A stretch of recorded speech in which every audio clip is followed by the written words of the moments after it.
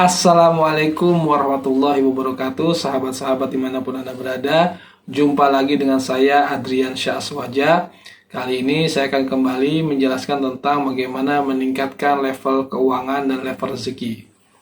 Nah, saya di sini akan menjelaskan tentang perasaan keberlimpahan. Perasaan keberlimpahan ini sangat penting, sebagaimana bahasan sebelumnya. Vibrasi terbesar dalam diri kita itu ada dalam perasaan. Jadi ada pikiran dan perasaan, tapi tingkat vibrasi terbesar itu di perasaan. Dan itu akan ditangkap oleh alam semesta.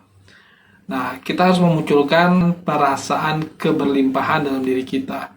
Maka semesta akan menangkap perasaan itu dan mengembalikannya kepada kita dalam wujud realitas ya. Jadi kita akan diberikan keberlimpahan, berlimpah rezeki, berlimpah harta, bahkan berlimpah cinta gitu. Nah, bagaimana kita bisa mendapatkan itu semua? Nah, kuncinya hanya 3 gitu. Nah, 3 ini apa saja? Kita bahas yang pertama dulu ya. Yang pertama, agar kita mendapatkan keberlimpahan, satu adalah fokus pada kelebihan kita. Jadi kita harus bangga terhadap kelebihan yang kita miliki. Jangan kita fokus pada kekurangan. Tapi di sini bukan berarti kita menjadi orang yang sombong, orang yang omong besar, orang yang suka membangga-banggakan diri di depan umum, atau menjadi orang yang suka merendahkan orang lain gitu.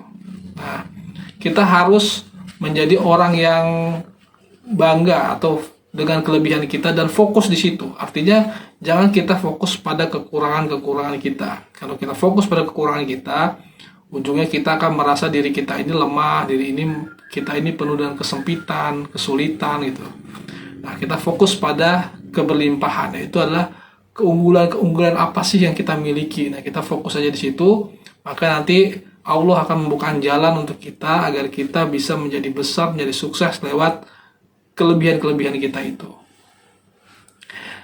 Yang kedua gitu, kita bahas yang kedua adalah perbanyak bersyukur. Bersyukur artinya adalah sekecil apapun rezeki yang kita dapat ya, keuntungan sedikit apapun yang kita dapat, kita harus bersyukur kepada Allah Subhanahu wa taala.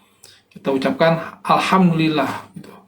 Perbanyak baca alhamdulillah, dapat uang alhamdulillah, dapat rezeki alhamdulillah, makan enak alhamdulillah, diberikan nikmat sehat alhamdulillah.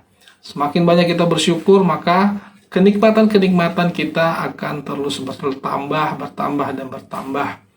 Itu yang pertama adalah tadi fokus pada kelebihan, yang kedua adalah bersyukur. Nah, yang ketiga adalah perbanyak belanja. Nah, kita mungkin sering ya terlalu menghemat ya, terlalu takut uang keluar, sehingga memunculkan pikiran alam bawah sadar kita bahwa rezeki kita tuh sedikit, rezeki tidak akan datang kepada kita. Karena kita berpikir seperti itu, maka akan terwujud dalam bentuk kenyataan. Kalau kita ingin rezeki kita banyak, maka kita harus banyak belanja. Nah, belanja ini adalah bentuk kita sharing rezeki atau ya berbagi rezeki dengan orang-orang sekitar kita ya. Misalnya kita belanja baju, berarti kita berpikir bahwa kita berbagi rezeki kepada toko baju. Kita belanja makanan, berarti kita berbagi rezeki kepada yang punya restoran atau yang mempunyai toko makanan ya. Misalnya kita belanja suatu jasa, maka kita berbagi pada yang punya jasa tersebut. Nah, semakin kita sering berpikir bahwa kita berbagi rezeki dengan belanja, maka rezeki akan datang terus kepada kita, karena kita melemparkan kepada semesta perasaan keberlimpahan. Karena kita banyak jajan, banyak belanja, loh itu kan bukannya boros. Nah, ini jangan salah katanya. Kita boros itu tidak pangkal miskin, tapi boros itu bagus. Boros itu kalau diarahkan kepada hal-hal yang kita benar-benar butuhkan gitu loh. Misalnya kita butuh makan, ya kita makan makanan yang paling enak, yang paling lezat itu. Jangan kita makan makanan yang kurang enak gitu. Karena nanti akan muncul makanan ini aja lah murah. Makanan ini saja murah, sehingga perasaan kita tidak pernah puas dengan makanan yang murah itu. Jadi kita harus munculkan keberlimpahan, makanan yang enak, kenyang gitu ya. Kemudian kita misalnya sudah levelnya itu naik kereta bisnis, jangan lagi kita naik ekonomi. Tapi kalau kita masih levelnya kereta ekonomi, ya sudah ikut itu saja ekonomi.